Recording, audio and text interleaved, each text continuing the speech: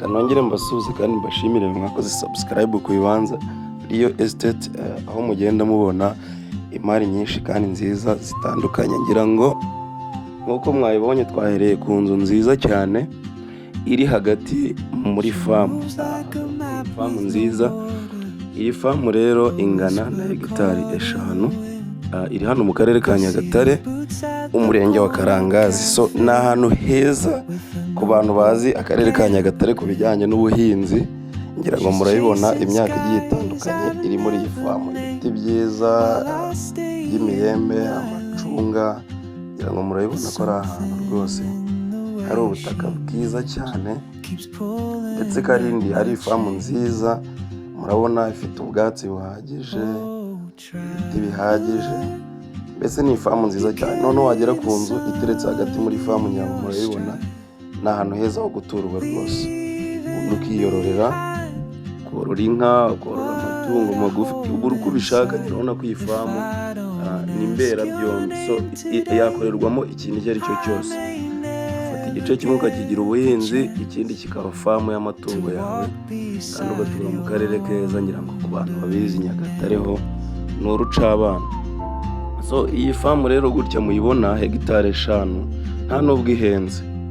Ntabwo ihenze ku bantu bazi ibintu bijyanye n'ubutaka bwo mu Mutara aho bigeze. Ngira ngo ubona ko ari famu nziza kuri miliyoni 80 zonyine wayitsinda.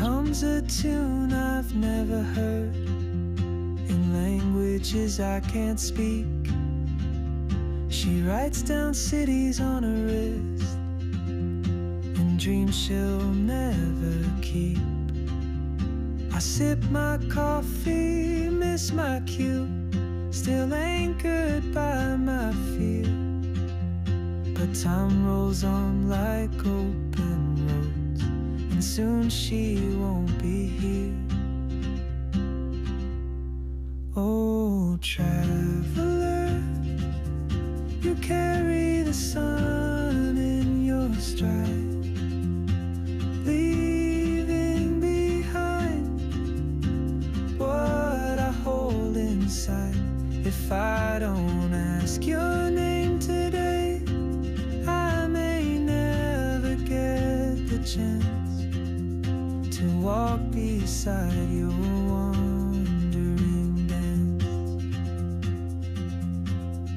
Maybe next year in Madrid, or on some quiet mountain ridge, I'll see you turn and I'll be brave. But what if courage comes too late? Oh, traveler, the world is your open gate, and I just stood afraid of fate. If I don't take that step today, you'll vanish with the train, and I'll never see